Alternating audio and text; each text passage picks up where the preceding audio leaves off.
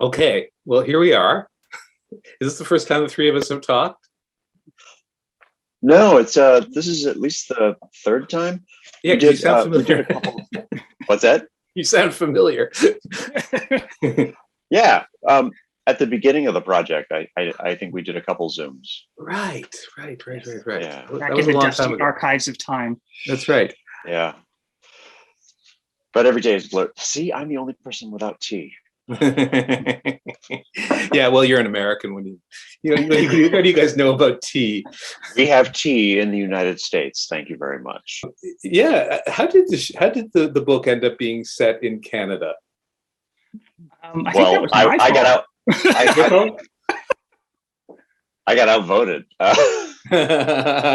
Well, I've been to Canada, so that I guess it just seemed easier that way. I like how you made use of it. I like how you made use of it by making Ed this American who's trying to get used to our ways and our yous. And the Canadian national motto. Sorry. Sorry. But the real secret is that we're not. Oh no! Oh yeah! No, you're not at all. You're not at all. That is. You're Midwest nice. Uh-huh. Mm-hmm. Yeah. Which is, you're the bless your heart nice. Mm. Whereas I'm just like, oh well, fuck you very much. Okay. Yes. And then we ended up in small town Ontario. What you called hopeless in an email today, but I think you meant Hopewell. I saw that and I was like, they're hopeless when they get there, but yes, but then they find hope while they're there. Yeah. Is this have any of you ever shared a world with other writers like this? The way we share, I mean, for people who haven't read the book yet, that we are all writing in the same small town during the same few days and with slightly overlapping characters. So I've co-authored a book before, or a novella before, and that was a very different experience because you were working on one story together, and yeah, it was definitely a fascinating process to work with someone. And what was even more like, so when you edit a document on Google Documents, you can see like track changes and you see each other's changes. Imagine trying to be creative live and have someone actually editing things and putting in comments as you're typing. So that was quickly something we had to sort of figure out, like, okay, no, I'm going to go work on the chapter, and when I'm done, I will upload the chapter. Because otherwise it was I'm a core dump writer. Like I just throw it all, I vomit it on the page. And then afterwards I realized that I've used the same word 11 times, that kind of stuff. So while I was writing, of course, it would be like, hey, you just used this word. Hey, you probably need a new word. I'm like, I know, but let me get it down first. So this was much better than that because we had our own stories. And we just had to pay attention to what each other was doing at certain times once we had drafts. I also think I kind of lucked out because I finished first. So that was helpful. To do as much as you guys to sort of shuffle in timelines. Yeah, we almost got writing prompts from you from that point of view. It's like, okay, the grilled cheese and the diner, and by the time I got to doing it, Lynn existed from your story, Jeffrey, so I could stick him into mine. Yeah. I think it did help to have a few cues that we could take from your draft, Nathan. Mm-hmm. Yeah, and even I even fleshed out a character who only appears as one of the, I don't know, do you call them ghosts? What do you call them? And what echoes, right? Echoes, yes. You call the echoes that Fielding sees, which are like ghosts, but not necessarily of the dead, right? Yeah. Because you took the artist, right? I took the artist that you had this kind of looming artist with a chainsaw, and ended up fleshing her out. She doesn't appear on page, but she becomes a significant character in one of my characters' lives. Mm-hmm. So that's fun. It's this intermesh thing, and I hope people enjoy that when they read the book. I have to admit, I was enjoying it when I got to finally read the final draft when we were doing the proofs, the final sort of version of it. It was really a lot of fun to be like, oh, there's so and so. Oh, hey, there's that. That was really kind of neat. It's like little Easter egg hand waves. I mean, I'm all about Easter eggs when I write stuff on my own. So it was kind of cool to see Easter eggs appear in other writers' works. Yeah, it's one thing to see Easter eggs in a book that's been written by somebody else, but it's quite a different thing to see Easter eggs in the book that you help write. It feels cohesive, and the fact that we have this wonderful cover. Show the cover, Jeffrey. There we go. There we go. Yeah, and the fact that we have this wonderful cover by Ink Spiral Design, it made it feel like a real place that we were all there together in. I mean, I grew up in a place very much like this, so it wasn't too much of a stretch for me to go back. Okay. Well, for part of my childhood anyway. Okay. Yeah, I lived in a town that was, I think it was the same number we ended up picking for Hopewell. I think the town I lived in, it had 3,000 people.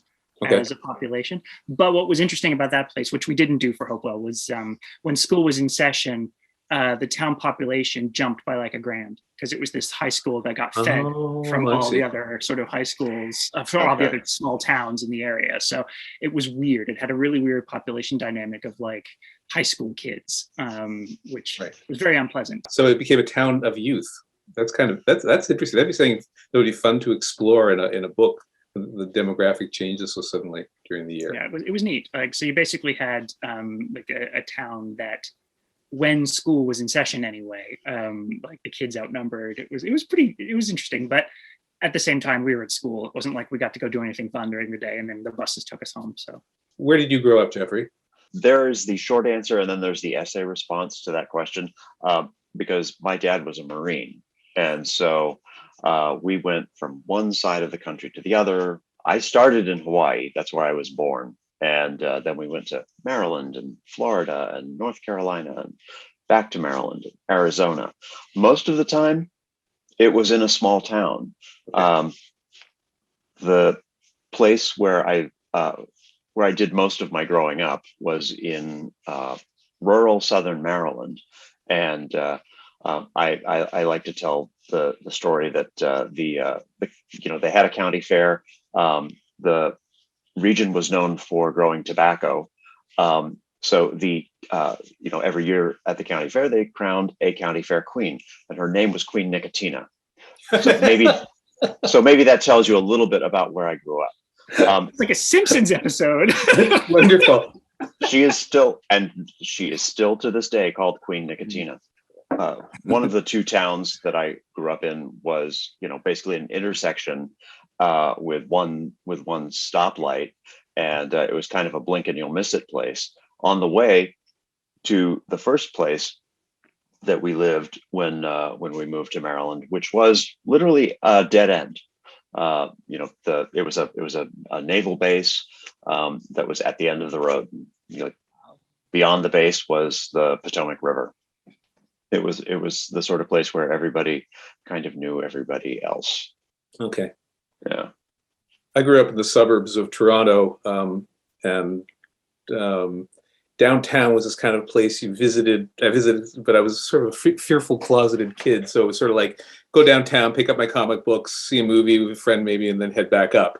So Toronto was this kind of looming thing over there, which I didn't really get down to until university, in any meaningful way. Yeah, that was Washington, D.C. for me. That was sort of like, it was 25 miles away, but it might as well have been 250 miles away. So Nathan and Jeffrey, do you think that Hopewell is a place that you created the town you wish you had been in, that you wish your towns had been? For me, it's a the way that I conceived of Hopewell in my own head is it's a combination of a few fictional small towns, mostly from TV and film. So if you ever watched Gilmore Girls, it's a little bit of Stars Hollow. It's a little bit of Schitt's Creek. And there's this movie from 2000 that I loved called Big Eden that's set in rural Montana. And it's this charming, quirky town where, you know, everybody is completely okay with the fact that the main character is gay, and they're trying to set him up with the guy who owns the general store in town. Mm-hmm. Yeah. I think we said Schitt's Creek a few times when we were talking about like what kind of vibe are we going for here, and I think I wasn't part of those. I think I wasn't part of those discussions because it took me a little while to catch on to the Schitt's Creek vibe of it. You were there. I was there, but what I guess once something's in my mind, it's hard to shake it. So, would you say that Hopewell, that you were doing something aspirational, Nathan, in terms of? Yeah. So I like Jeffrey, I moved a lot growing up. My father wasn't in the military, but his job involved precious metals. So I moved basically from, in Canada anyway, I moved through a lot of mining towns or metal towns. So we lived in like Huga and Caledonia and Dunnville so that my father could get to Hamilton, which is a big steel town. And then we lived in like the interior of BC and these lovely little valley towns that my father could go to, like Trail or Nelson, where the big mines were. And they weren't a particularly pleasant experience most of the time, especially as a closeted queer kid. But there were pieces of it that I loved. And like some of my best friendships were in these years. So I kind of pick and chose the parts that I liked and then sort of threw them onto the map that we were sharing. And that was it. Like there was a little restaurant in one of the towns I grew up in that was basically the template for the Soft Shoe Diner. And that place was like, it was immediately laid out in my head and I knew what to do with that place. And the lady who ran the place was just amazing. So I knew what kind of vibe I wanted that little diner to have, which was very much anybody comes here, they all eat here and nobody looks at you funny, which was what the place was like. But the town wasn't like that. So it was one of those, you sort of had to like dash across the street and get to the places that you knew were safe. Okay. Or at least that's how it felt when you're like a closeted teen, right? So it was aspirational, but also in the sense that I watched a documentary a while back about small town pride. And I think it was specifically Canadian as well. And there are all these small towns now with like 3,000, 4,000 less people having pride events. Mm-hmm. And so I'm like, it's not necessarily aspirational anymore. And, right. One of the things about being mumble years old is that I'm not a teenager anymore. And my teen experience is very removed from what some teen experiences are now. That was something I bumped into with my first YA novel when I was talking to queer teens. They're having a different experience. I mean, especially if they are in these places where it's welcomed and accepted, which is, not unilateral by any stretch. Yeah. But given that I knew that those towns actually do exist now, I felt a little bit more freedom to write one that way. I was coming at it through my main character, Rome, who's a very downtown Toronto kid, very queer community downtown Toronto kid. And he's very scared of leaving the safety of the big city. And so I think that he was seeing Hopewell through his eyes. And at some points there was a little bit like, okay, you're making Hopewell sound too harsh. We've written this nice place. And I think that, which made me rethink it a little bit, but I think it's valid that that's how Rome would see the small town. He would see it through his fear. And he actually projects that. Yeah, he projects it, and he found some things to be scared of, but he also found things were positive. So I think that it shows that the same place has a different tone depending on what you experience and what your vantage point is. Yeah, and I mean, I don't think any of us wrote out the reality of being a young queer kid somewhere new either. Like all our characters, like my kid was very aware when he's walking. It's like, oh God, I'm in a red hoodie. I have a Catadora t-shirt on. Everybody around me is wearing like denim and work boots. Like you feel that way when you're fish out of water to begin with. Right. And just I really had a lot of fun with him driving the muscle car that he doesn't know anything about. And everyone's asking him. He's giving off this vibe of, hey, I'm a dude. He's like, I've got nothing to back this up, and I was enjoying that. And that became almost a character in and of itself. Because, like every time he bumps into one of these straight men, mostly, they're like, oh my God, is that a 55? He's like, sure. Yeah, Ed is very much out of his element, not just in this small town, but in this, as a newcomer to Canada, he has left, all of his friends and the places that he knows and is familiar with, back home in conveniently St. Louis, and so he has a couple of friends, and not much else, and then on top of that they get they get waylaid in this small town in the middle of nowhere, and he's sort of highly strung and anxious to begin with, so it doesn't really help his mental state. Yeah, nervous about his friendship. Yeah. It's like, I've got these two friends. Yeah, I've got Yeah. these two friends, and I can't screw it up. Yeah, he hasn't even got history with them. It's all new. But it's interesting. We all have three kind of highly strung fish out of water characters in the center, and then they're kind of offset by some cool people. Yeah, mine was a very purposeful choice for the story I was telling, that I wanted to show someone who is hitting his wall. Like, he doesn't realize that he's like about to run out of whatever it is, of metal, strength, endurance, whatever, because he's taken so much on. So because there's this often I find when I read a lot of YA, that the kids are either self-aware messes. Those are quite common, and I love those, because I'm a self-aware mess, or they're hyper competent. But you very often don't run into a lot of characters who are hitting the edge of what they can handle. And I remember the very first time I had a panic attack, and sitting there thinking, oh my God, am I dying? What is happening to me? Like, I can't stop sweating. Why am I sweating? It's not hot. And like all those symptoms rolling out. And so it was actually really quite cathartic to write the scene of Fielding having his very first panic attack, and being lucky enough to have someone else who's there, who's like, oh, hey, you're having a panic attack, because they know what it is. And yeah, I enjoyed doing that, like fiddling with him and pushing him right to the edge and then knocking him over and then letting someone pick him back up. And his narrative isn't particularly, it's not particularly a queer narrative. That isn't, that isn't at the center of the things that he's dealing with.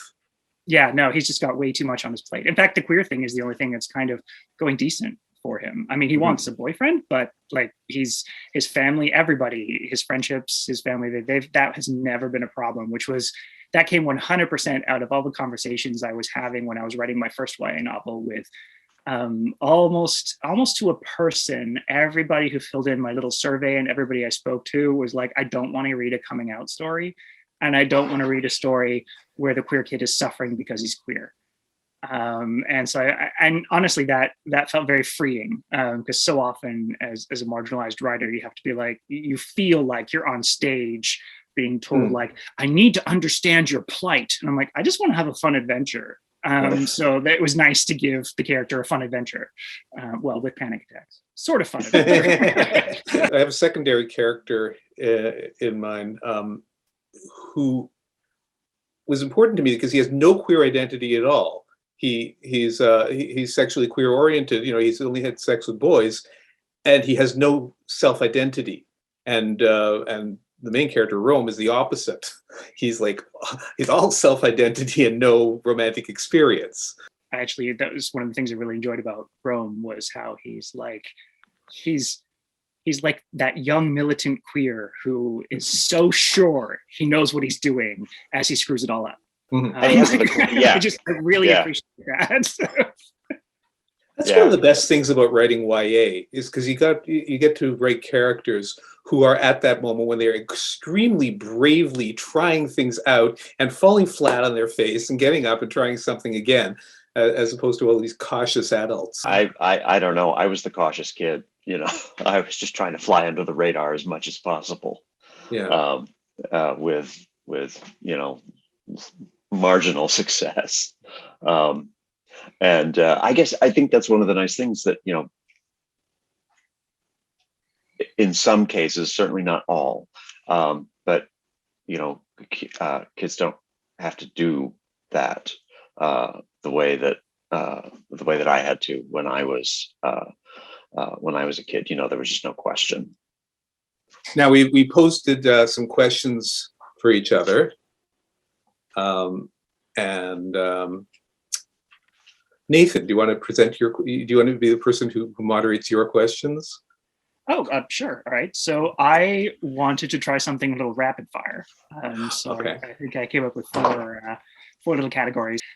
So I'm going to ask you guys without too much thinking. We'll start with this. So we'll just one thing each, but 3 unexpected things about your characters. And that can be unexpected in the sense of from the reader's point of view, or as you were writing them, or whatever you would like. So just one each. Jeffrey? I'm going to go with instead of Ed. I'm going to go with Lynn, Okay. the other the secondary Comaine. character. What's that? Co-main. I wanted to contrast him with Ed, and so he's he's definitely not the anxious type, and so seeing him get to the point where he loses his chill was very unexpected for me as I was writing it. And because I had pictured him as like, someone who's unflappable, goes with the flow, kind of like Seth Green, if you're familiar with that actor. He's usually he plays like cool characters. It surprised you that he lost it. Yeah, I got to a point where I'm like, oh, he's gonna lose it. Yeah, he can't cope at this point. I'm going to say something about Rome. I didn't realize when I sent Rome up to the north that his grandmother has had a stroke and he and his mother are heading up to the north to visit her. That I would get into the history of the Jews of Thunder Bay, and which I ended up researching and saying, okay, so what was it like to really be part of a minority in this northern Ontario town, which spun off into other marginalized people's tales. But I didn't know I was going there until I got there.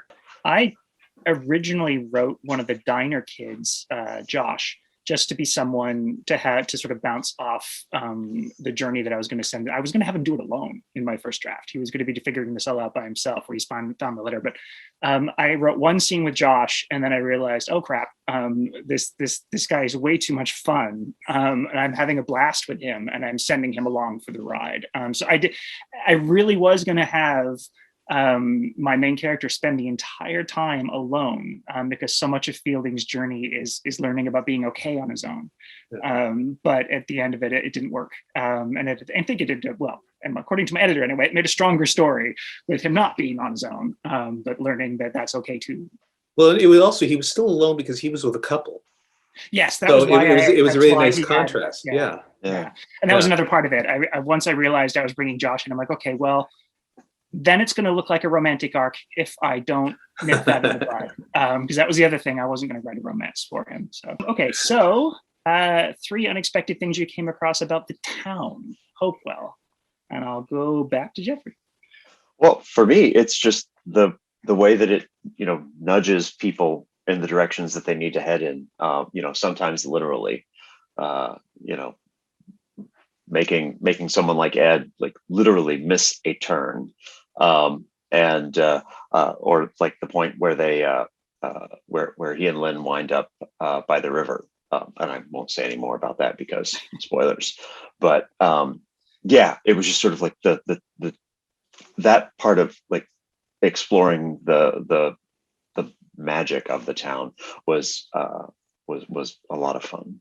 I was thinking about the Hopewell that the two of you created was this kind of very pleasing face on Hopewell, but it also made me think, especially in terms of different kinds of marginalized characters and indigenous characters and all that, and the whole idea of seeing a town through your experience, that there was kind of 2 Hopewells to me.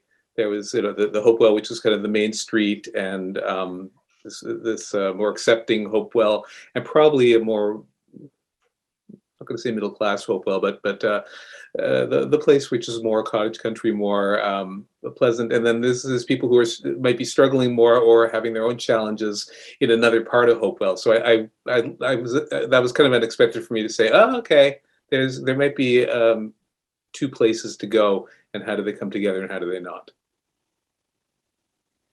I think the most unexpected thing for me out of writing Hopewell was actually enjoying writing a small town. I thought it was going to be work, because I've never. I mean, if you look at the characters I've written in other stories, they generally escape small towns, and so it was actually quite different to have this character wandering around and meeting lovely people and supportive people, and even just the idea of who the mayor was felt unthinkable to me at first, until I'd watched that documentary about these small towns that are amazing. That they have a pansexual woman mayor. I think that was your idea, Jeffrey. That came up in your story first. Yep. Yeah. Yeah. I knew that Lynn was going to work at a garage in town, and I had a picture in my head of who his boss would be, and so at that point I was like, well, Sloane's going to be married to the mayor, and the mayor's also going to be a woman, so there. All right, so 3 things that we hope a reader will get out of our novellas. I don't think I can ever predict what people are going to get out of anything I write, and like sometimes I think that it surprises me what people do get out of it. So I just hope that they enjoy the time that they spend in Hopewell, and that they don't feel like that it wasn't worthwhile. I didn't know I was going to write the whole first part of the story, which is the family part before he got to Hopewell. And I like the fact that that there's kind of an oblique an oblique connection between the first part and the second one. And what I hope is people say, "Oh, this was an interesting journey. What are the connections?" I can see them. That it makes you think. That it doesn't seem like such a pat story. Begins here, goes here. That okay, we go on quite a twisted journey, and I want people to think about that or feel that journey. So I have a very English teacher answer. And so, when you were in English class and the teacher would explain something about the story and you would sit there in stunned disbelief because there was no way that the author meant that with that one word. I did a one-word thing. And I hope that someone notices. There is literally a one-word thing that happens in the story. And so far, only people who've seen it so far are each other, and the editor, and the copy editor, and the copy editor noticed. So the word is in there. Yeah, the word is in there, and it was funny because she's like, "Did you mean to do this? Because you didn't do this all the rest of the way through the novella."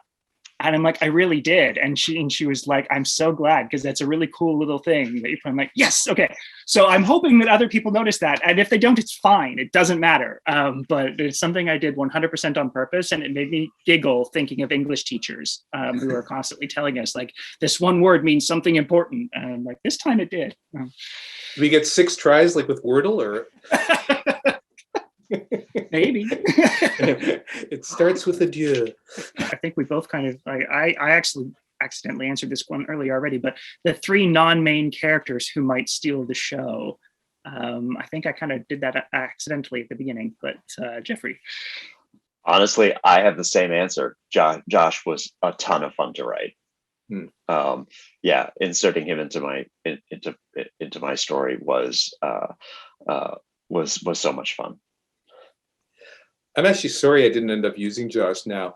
I actually thought about it because I liked him, and I felt like when Rome is at the diner, it could have been Josh serving him, but then I would have been underserving Josh. So I actually did think Josh is not on duty now. That did cross my mind, because I said, no, the rhythm of the story, I can't work him in there at the moment. I'm sort of sorry about that now. I'm kind of into my villain, because he presents at first as this extremely scary figure for Rome, but he turns out to be a complete buffoon. And I emphasized his buffoonery the farther we got into it, always with a bit of menace to it. But again, the same way that Rome has his initial negative reaction to coming to a small town at all, he is full of prejudice about that. Again, the villain looms much scarier than he turns out to be, and I enjoyed writing his cocky stupidity. Yeah, and I'm just going to say Josh again, because like I said, I was so surprised. And that's not an experience I've had before. So I have to admit, sometimes when you hear authors talking about how like, oh, this character got away from me, I've never had that before. Wow. Okay. For me, writing is generally like, no, I have my plan, or I know what I want to do with these characters. They don't talk back to me, or they don't fight me, or they don't have their own little voice in my head. I've never had that experience. Josh is probably the closest I've come to it, where as I was writing, I'm like, no, I just need to put this guy in here more. And so yeah, that was interesting for me and unique. I haven't had that before. That always happens to me. Yeah, all right, every time. Yeah, every time. Wow. Like every book, I've had like the mom in Detours, Billy's stepmother in The Unwanted, and the pilot who flies Bill to the planet that he's heading for.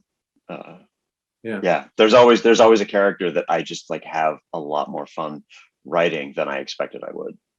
When I started The Dubious Gift of Dragon Blood, it was literally like love interest was the entire name of this character, and his arc became, 80% as rich as the main character's arc. In fact, they started trading chapter points of view, so that was like completely unexpected.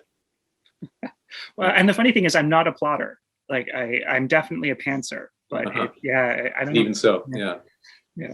All right, and the fun question that I totally didn't steal from Jeffrey. Tell me about your ideal grilled cheese sandwich. I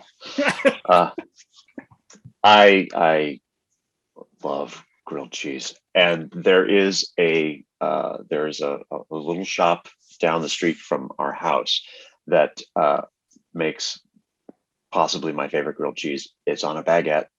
It's made with Havarti. It has some spicy mango chutney and cornichons on it, and it is so good. It is so good. That would be a long Uber Eats delivery, but it sounds nice. There's actually a Korean toast place around the corner, which I've been like, I don't want to spend $8 on this piece of toast with cheese, but I'm kind of intrigued.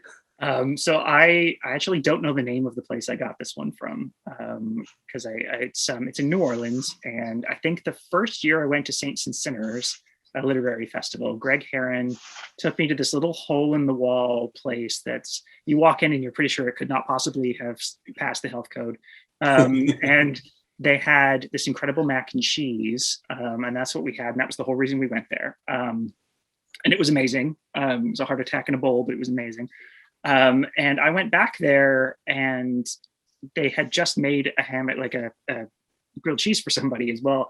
And I ordered it because it just looked so awfully great. Like it was like, you're like, this is going to have to be my caloric intake for the whole day, but I want this grilled cheese. I have no idea what it was made with. I can't tell you anything about it. I'm pretty sure it was just basic American cheese and grease holding this thing together, but holy crap, it was the best grilled cheese sandwich I've ever had in my life. And I feel like there's just something in the air in New Orleans that makes everything taste better maybe, but It was, oh my God. Yeah. I just sat there eating that sandwich on the curb like you do. Well, I love how the three of us, like, or the two of us, just picked up on your grilled cheese, Nathan. We all ran with that one. The place I based the diner on did an amazing grilled cheese, but I maybe pushed it a bit further than it was, just to give the town a quirk. I was wondering how people felt about the novella length as something new to work in. Have you written novellas before? Do you find it challenging, or is it like perfect? What do you feel about writing novellas?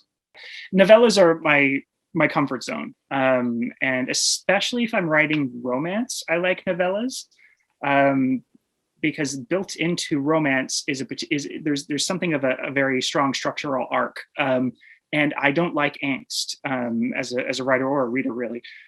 So there's enough time in a romance for something to go wrong and be fixed, but you don't get to dwell.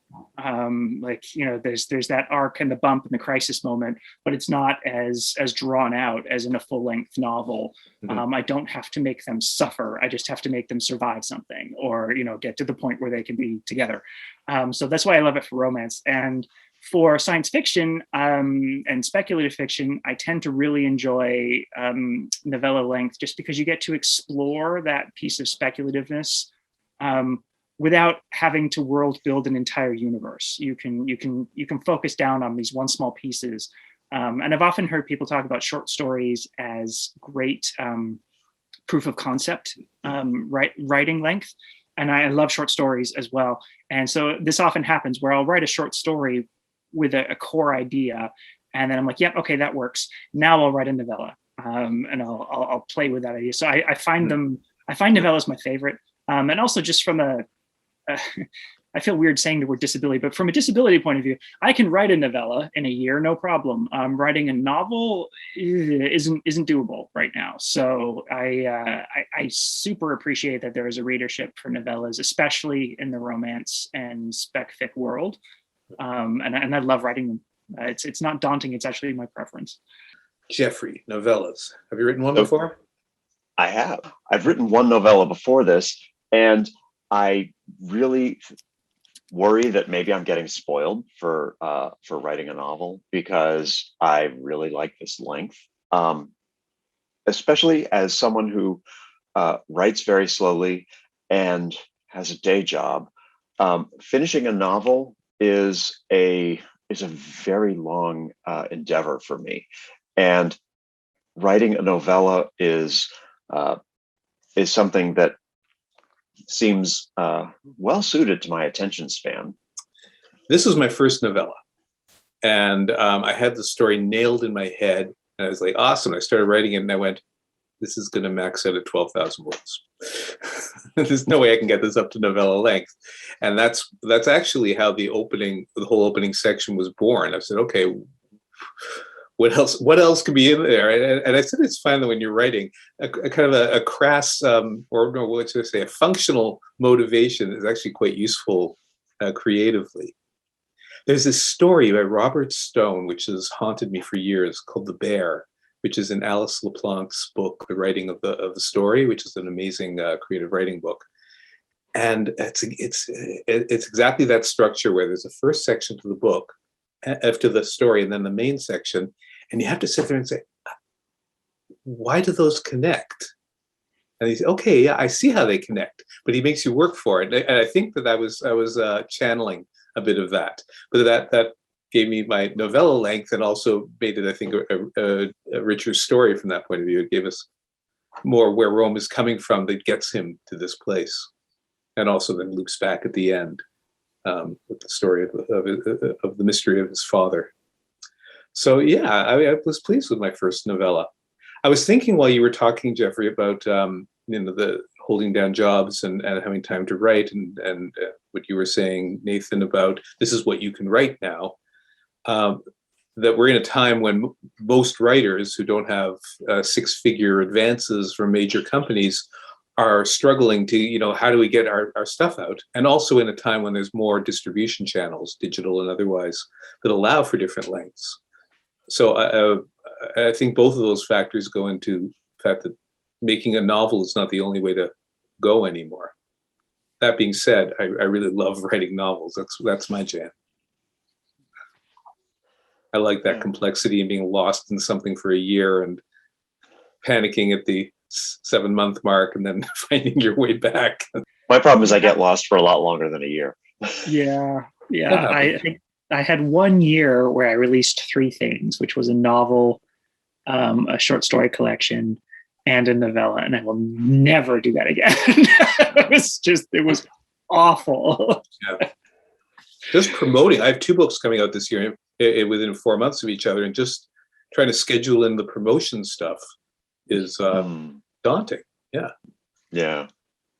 Even with we have a really good publisher. Bold Strokes is so supportive, but they don't have a team of 15 publicists and marketing people. They have one really well organized and really supportive publicist, and who's happy to give you ideas and happy to promote what you do. But that's the truth for so many writers. I think we're actually luckier than a lot of writers who work with small companies that have like nothing. So Ed, Fielding, and Rome, our three main characters, are all kind of fish out of water here in Hopewell and in what's happening to them in their lives. I know that I almost always write a fish out of water character because I tend to write portal fantasies. So the process of discovering is somebody being thrown into a new world one way or another and having to deal with that. And that's a dynamic I like to write. Is that something that Nathan do you tend to write fish out of water characters? Yeah, it's funny when I see the question, I actually realized I kind of do the opposite. So one of my recurring themes, I would say Fielding stands alone as a character that I've isolated and sort of pulled away from support.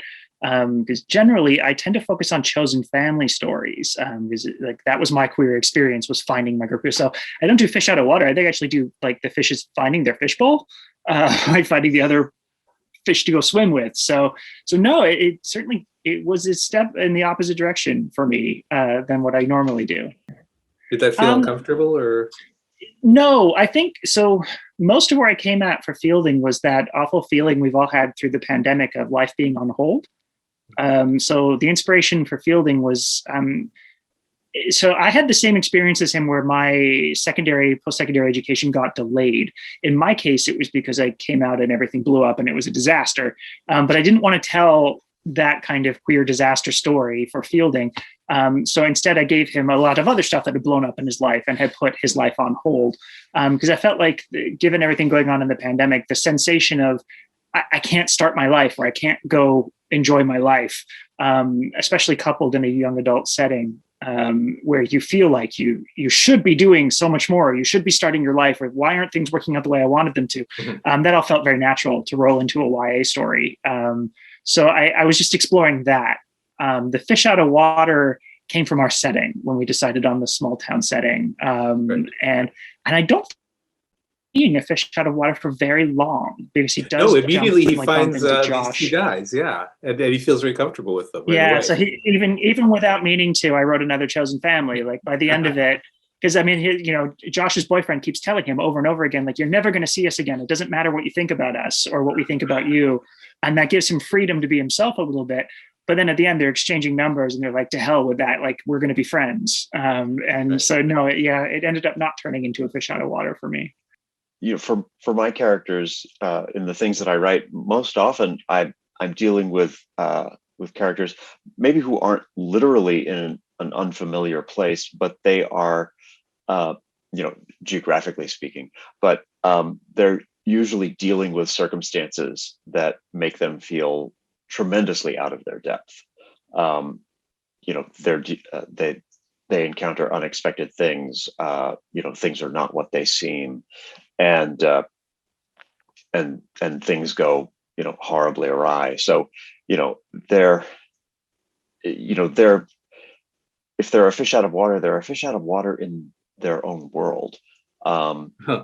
In the place they find themselves, or the place where they've always been. I know that's definitely the case with the book that I'm working on now. My main character is in the place that he's always been, but he is moved forward in time, and everything is different. No, I definitely like writing fish out. See, I can't say this over and over again. Fish out of water, fish out of water. I definitely like writing characters who are in uncomfortable settings or trying to figure out who they are. I think that's the dynamic. The characters are figuring out who they themselves are by being thrown into an unfamiliar setting. And I have a bunch of layers of it here because we got Rome here in Hopewell, but by the end of it, we have Darcy. Hawes. Is Darcy my character's name? Yes, it is. Yeah. Okay. Here's the funny thing.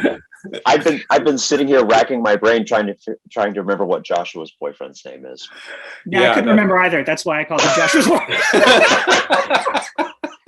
We had it in this book a long time ago. It's true. Yeah. But yeah, Logan. And then by the end, Logan. Yes, correct. And And then by the end, Darcy is the one who's leaving town, and he's heading to Toronto, where he's worried he's going to be out of place. But it's interesting because I feel like Rome is going back to a different Toronto because he's bringing Darcy with him. Spoilers, so yeah, I like having characters almost perpetually off balance, and the kind of balance that they find is more of an inner strength. And I mean, is there a bigger metaphor of YA? It's like the first time, like the YA is the genre of firsts, right? Like it's like, oh my God, I have to make these decisions for the rest of my life, which is totally a lie. If any, young readers are watching, you do not have to plan out your entire life once you graduate high school, promise. But like, there's that sense of it though, when you're graduating high school of like, shit, I have to have my whole life ready now. And you don't. And you don't, and you will never feel like you've arrived and you have it all figured out. Yeah. And it will always hopefully you get used to feeling discombobulated. That's the best you can hope for in life. Yeah. You always feel like you're waiting for things to start, and eventually you realize they're already in progress. Mm-hmm. Mm-hmm. Yeah. Well, that sounds kind of like a valedictorian ending right there. Did I mention I was my high school valedictorian? Were you? Were you? That and 50 cents will get you a cup of coffee, and not even that anymore. I was the person who wasn't on anyone's radar in high school, quite deliberately. Yeah. I was just getting out as fast as I could. Very good. Yeah. It was me. Well, it's been a pleasure writing this book with you guys, and a pleasure talking with you now. 3 Left Turns to Nowhere is available through all the usual channels, and I hope that you will enjoy it. Thank you. Gentlemen, have a good day. All righty.